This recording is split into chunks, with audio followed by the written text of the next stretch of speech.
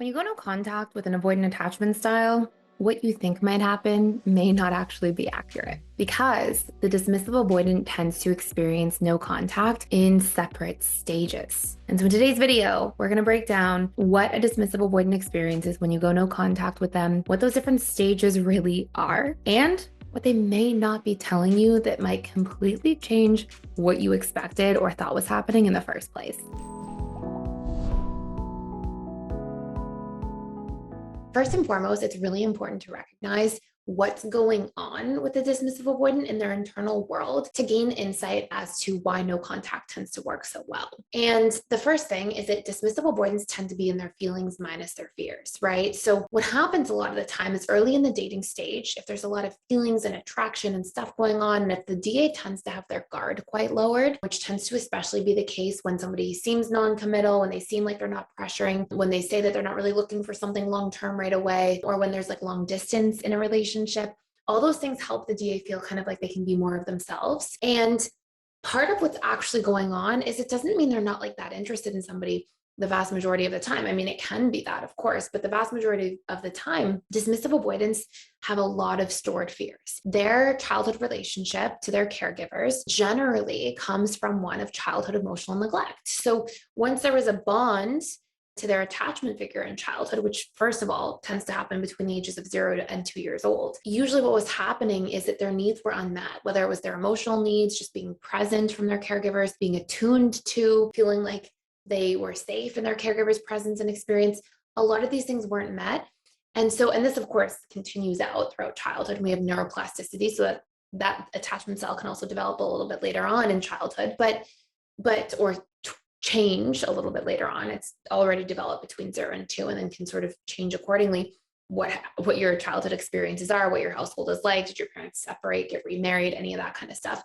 But anyways, what we often see is those stored associations, that stored set of programs about what attachment is, what closeness is in relationships, is that it's really painful and your needs don't get met. And it just feels disappointing in the end. It feels sad. It feels like you're neglected. So you're out for yourself and that's how you survive. And so commitment poses a threat to all of that, right? Commitment says, no, you're not out for yourself. You have to give to somebody else and you have to re-expose yourself to all those horrible, terrible fears. And so it's really like consciously, the DA doesn't know that, but subconsciously, this is often what's going on. So when there's this closeness and when more commitment happens, when more pressure moving towards commitment happens, when there's anything that seems to infringe on the DA's sense of self and independence, which is what gave them a feeling of safety in childhood, right? Like, fine, I'll just distance myself from this relationship to my caregiver and my expectations of what could happen.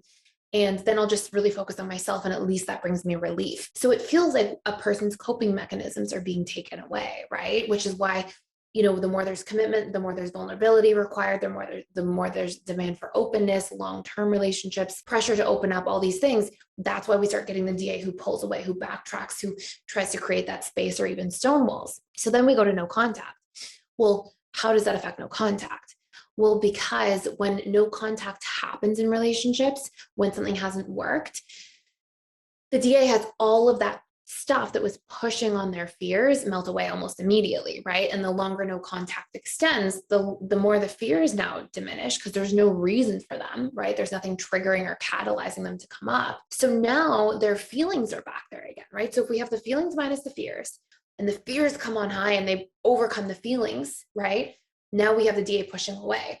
Once there's distance, the fears go back down and now they just feel their feelings, right? Their attraction, their interest, these sorts of things. Now, sometimes DAs will be like, oh, it's too late, or I don't want to go back to the commitment. So they may kind of pop back up after no contact and still be non-committal or not want to take the next steps or make an effort. But a lot of times those feelings are really online and they're feeling that again. So this is, what's important to know first.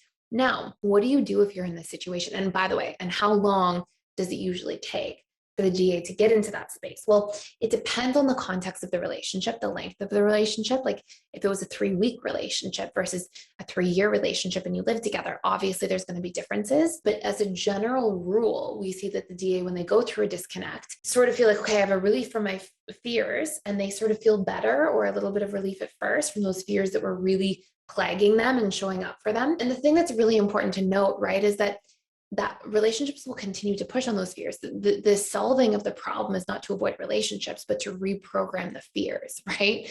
And so I'm sure you guys know from watching this channel and the different sort of attachment style dynamics and what's important to pay attention to, but and how reprogramming is what heals us and helps us become secure. Like you're not born with your attachment style, it develops through programming, and we can use those same principles to reprogram. But the DA doesn't know that, right? They don't know like, oh, they just feel their feelings and that feels like their truth, right? Their reality. And it is their truth. It's letting them know what scares them, but not because of the external person and situation, but because of their internal stored associations and programs from past experiences that person is bringing up, catalyzing, right? So our emotions are always giving us perfect feedback, but not always about the things that we think. So anyways, you'll usually see in terms of timeline. And by the way, if you are a dismissive avoidant or you're dating a dismissive avoidant, 2 courses I highly recommend. The Advanced Dismissive Avoidant Attachment Style course inside PDS. You can check it out for free for 7 days. It's all about how the DA will be at each stage of the relationship. So how you'll be in the dating stage, honeymoon, power struggle, what the pain points, challenges, all that kind of stuff will be.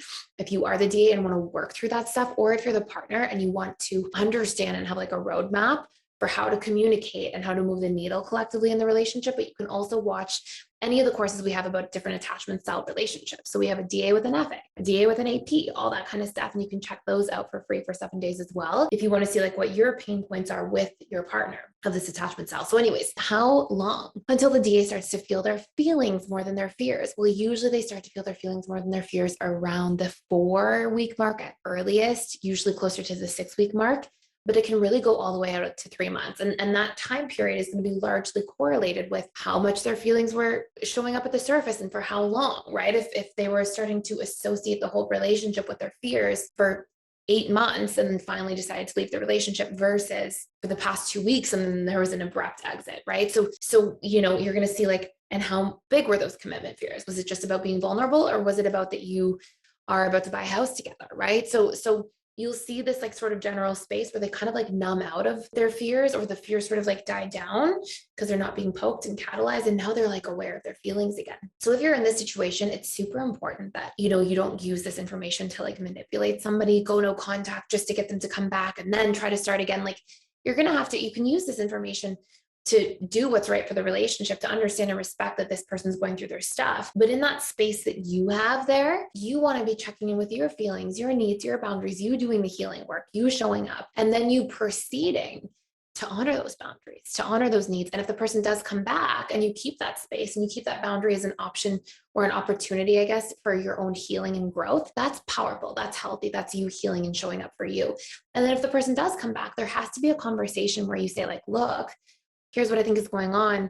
Here's what I suggest we do. Like we can't go, if we're going to maybe reconnect and the needle starts to move and the momentum builds. I mean, I can do a separate video if you guys want. Let me know in the comments below about like what to do in these situations, right? Like what to do when this person sort of reemerges and how to know if they're ready and how to approach the relationship question again. Do you want to get back together? And if so, when do you do that? And, because there's lots in there that we can discuss. But as a general rule, what happens is there has to be a discussion. Usually you're going to have to let the momentum build a little bit first and have a discussion about what takes place next. How can we not repeat these same patterns? If we're going to think about reconnecting, what were our problems? What were our pain points? What were our fears? What are our boundaries going forward?